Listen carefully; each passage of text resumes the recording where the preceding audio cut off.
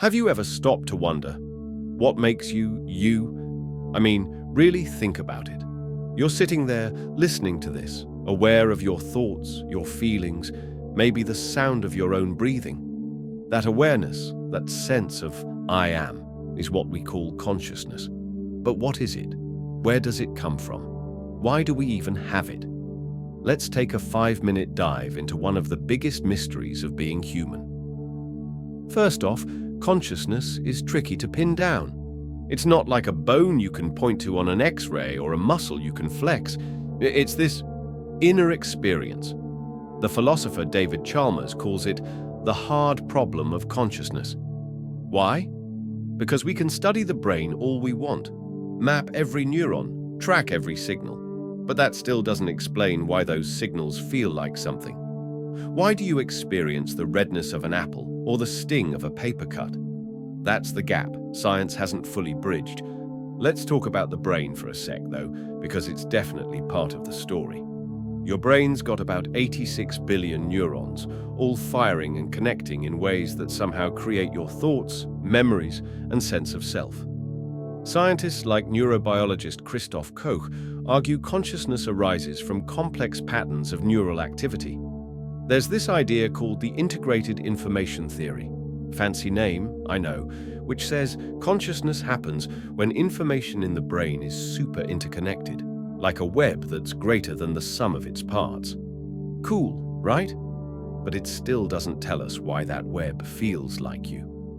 Now, not everyone thinks it's all about the brain. Some philosophers, like panpsychists, have this wild idea that consciousness might be a fundamental part of the universe, like gravity or light. They suggest maybe even simple things, like atoms or particles, have a tiny spark of awareness. Sounds out there, but it makes you wonder, is consciousness everywhere, just at different levels? Or is it unique to creatures like us with big, complicated brains? Then there's the evolutionary angle. Why did consciousness evolve? Some scientists think it's like a mental dashboard, helping us make quick decisions in a complex world. Imagine you're a prehistoric human spotting a rustle in the bushes. Your brain doesn't just process danger, you feel fear, and that pushes you to run. Consciousness might be nature's way of giving us a survival edge. But here's the kicker.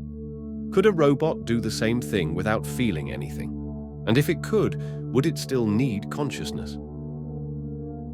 Here's where it gets personal. Your consciousness isn't just a science puzzle, it's your life. Every joy, every heartbreak, every moment you've ever lived happens in that inner space, but it's fragile too. Think about sleep, or anesthesia, or even brain injuries. Your awareness can flicker out, and we don't fully know why. And what about other creatures? Dogs, dolphins, even octopuses. Do they have their own version of I am? If they do, what's it like to be them? So where does this leave us? Honestly, we don't have all the answers.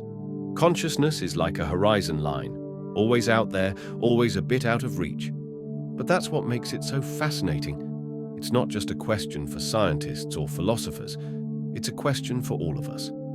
Next time you're staring at the stars or just sipping your coffee, take a second to marvel at the fact that you're aware of it. That's the mystery, and it's happening inside you right now. Thanks for joining me on this little journey. What do you think consciousness is? I'd love to hear your thoughts.